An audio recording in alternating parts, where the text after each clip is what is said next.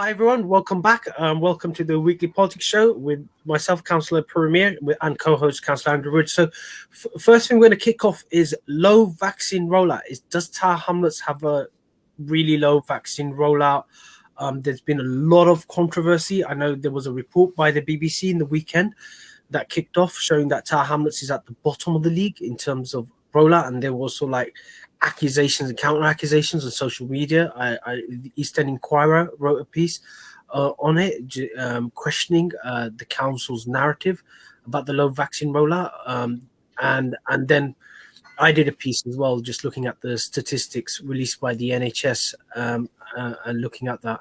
So, and Andrew, you were one of the first people before the news broke, where you were sort of detected the rumblings in the mainstream press about Tower Hamlets being at the lower end in terms of vaccine rollout, and you had some interesting take about data not being weighted, etc. So, do you want to talk about that, and then what you've been hearing from the council as well on this sort of issue? I know you've contacted the council about this issue as well.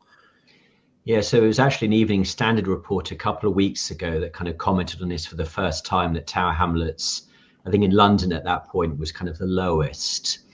And I pointed out to the journalist, and they then did a correction, that one of the issues that the article didn't really talk about was the demographics or the age structure of Tower Hamlets. And we are a very unusual borough in terms of our age profile. So, for example, the average age of people in England as a whole is 40 years of age. But in Tower Hamlets, that's 10 years younger. So the average age in Tower Hamlets is 30 years old.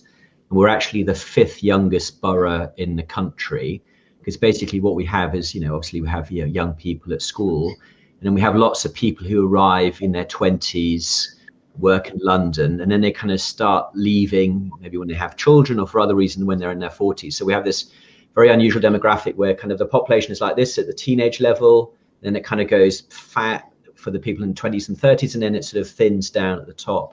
And I think this is still correct. We have the lowest proportion of over 65s in the country, and most of the vaccine rollout so far has been to those older age groups, and we've got fewer older people than other boroughs in the country. So we'd always expect to be at the bottom. There are other issues with vaccine hesitancy as well, but there's still some kind of missing data. So it'd be really good to kind of see something that kind of proves that mathematically that that actually we are sort of on the same level as everybody else when you look at people in 65 and above. And that's what I asked Tower Hamlets Council for on Monday, when this latest article came out from the BBC at the weekend that said that Tower Hamlets had the lowest vaccine rollout at 14% of any council in the whole of the country.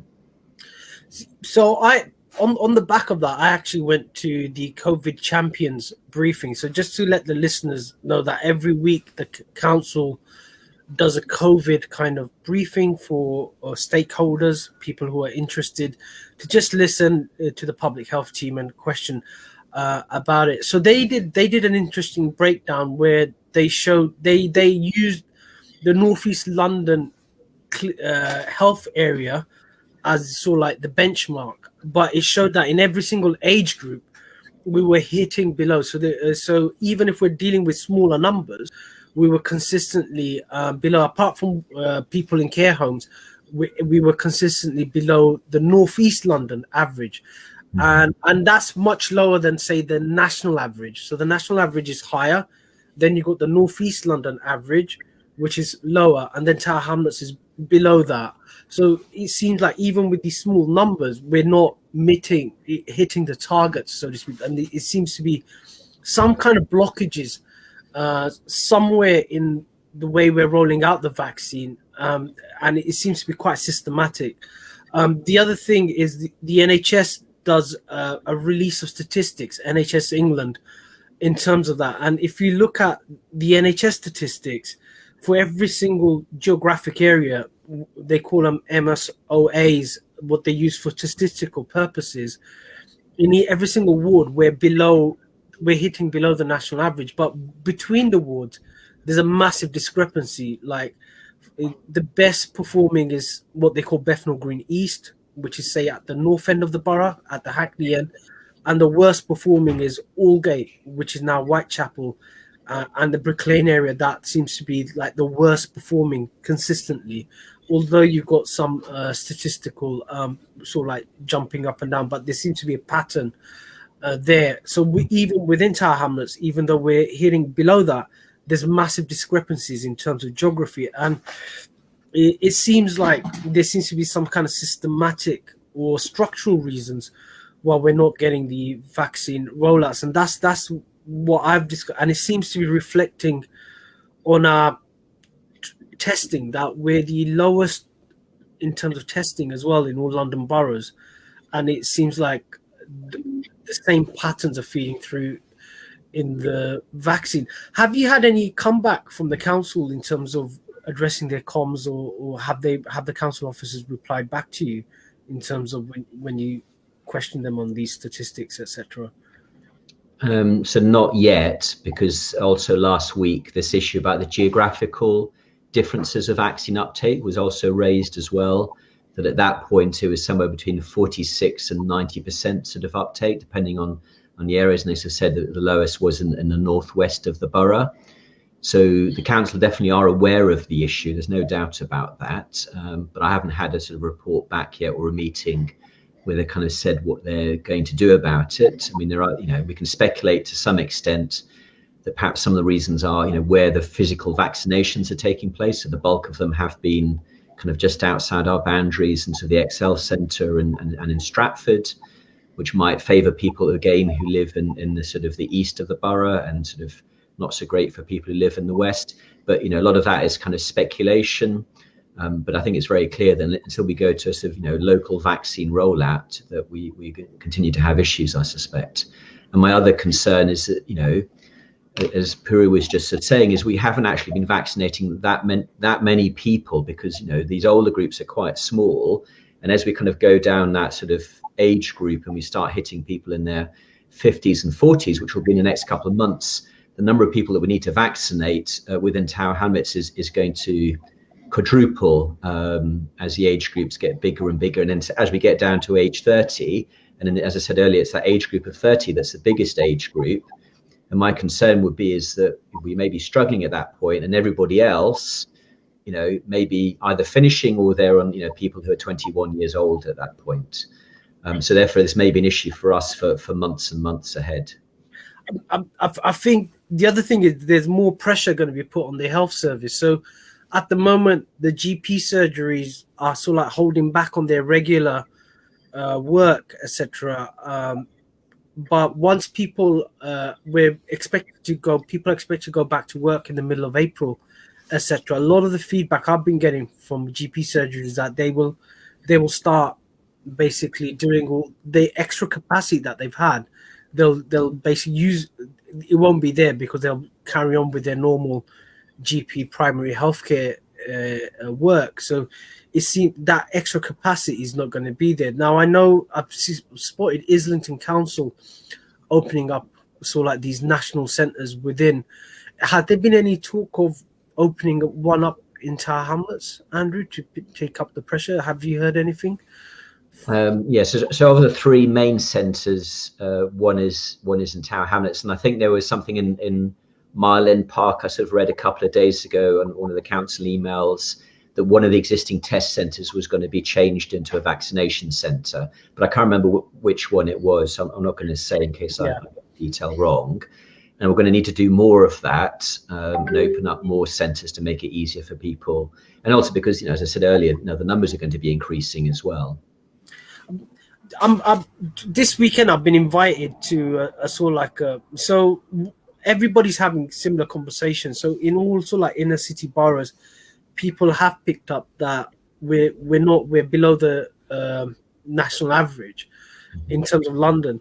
So there'd been interesting conversation as to what is the reason and how do we overcome those reasons. So one of the hypotheses is that the relationship between, say, health bodies and the communities they serve isn't that good.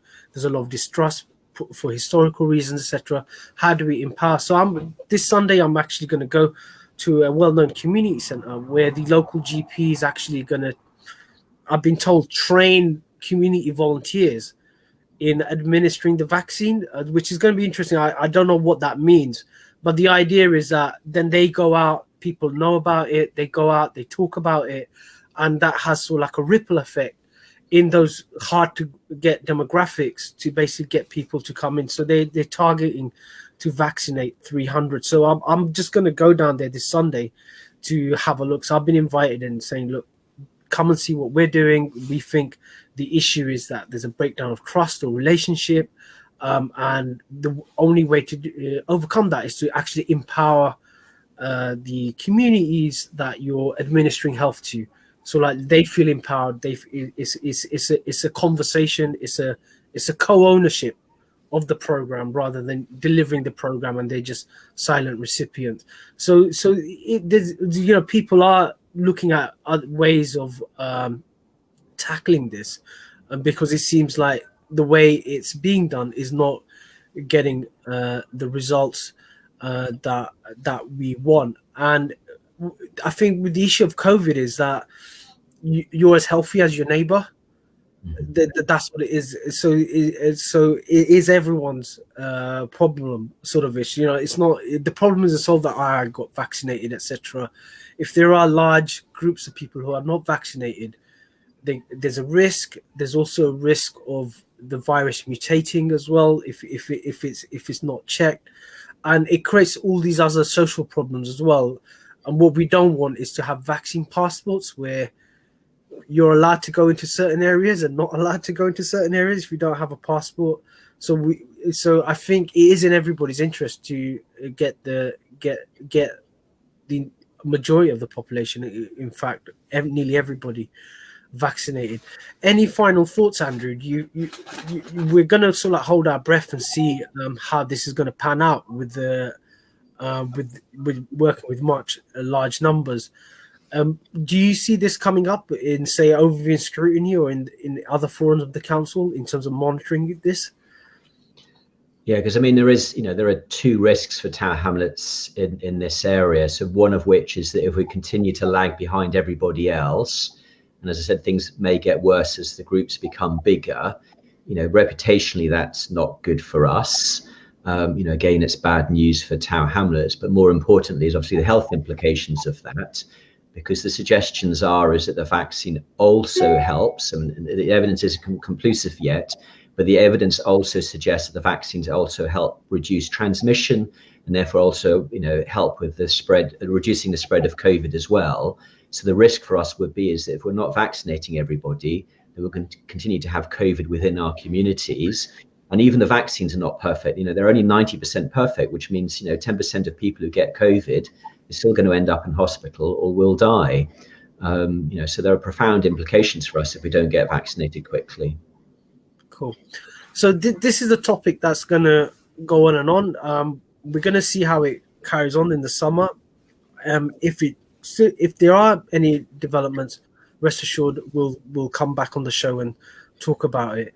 So we're going to go to a break. After the break, we're going to discuss breaking news. There's been call-ins on the Bow Livable Street